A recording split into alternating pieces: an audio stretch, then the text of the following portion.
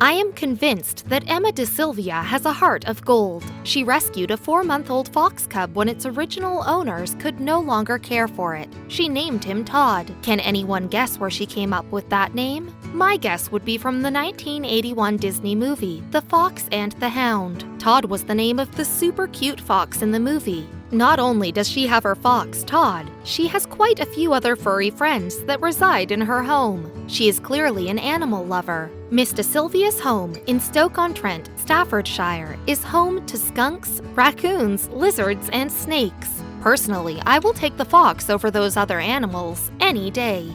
The RSPCA, Royal Society for the Prevention of Cruelty to Animals, said that it is not against the law to have a fox for a pet. They do warn that foxes are not domestic animals and would have the same needs that it would in the wild. So that is something to take into consideration. This is a rare case, so people will need to put a lot of thought into this before they run out and get a fox. Todd goes for walks on a leash, and by the looks of it, he has a fantastic time. He pretty much thinks he is a dog. When out and about for walks, if people or dogs come up to him in the park, he will lie down at first and freeze. But after a few seconds, he will sniff around the dogs or sit patiently.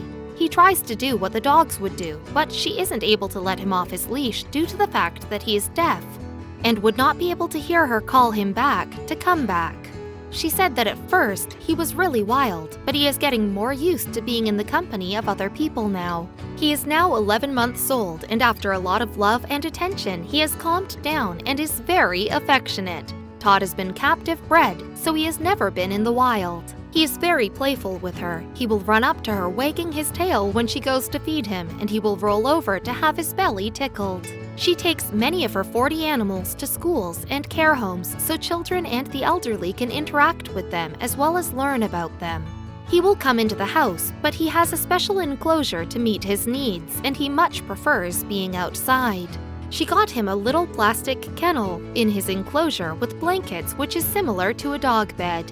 It is so clear just by looking at this that they love each other very much. They are very lucky to have found each other. I started to wonder if having an adopted fox in the US was legal, so I found out that I could. All I would need is $8,000 and the approval of K. Fedua, the exclusive importer of domesticated foxes in the US. In 1959, a Soviet geneticist named Dmitry K. Belyaev began somewhat secretively experimenting with breeding domesticated foxes. More than 5 decades, thousands of foxes, and one collapse of the Soviet Union later, the program continues at the Institute of Cytology and Genetics at Novosibirsk, Siberia. Belyaev wanted to unlock the secrets of domestication along with the links between behavior and breeding and physical traits.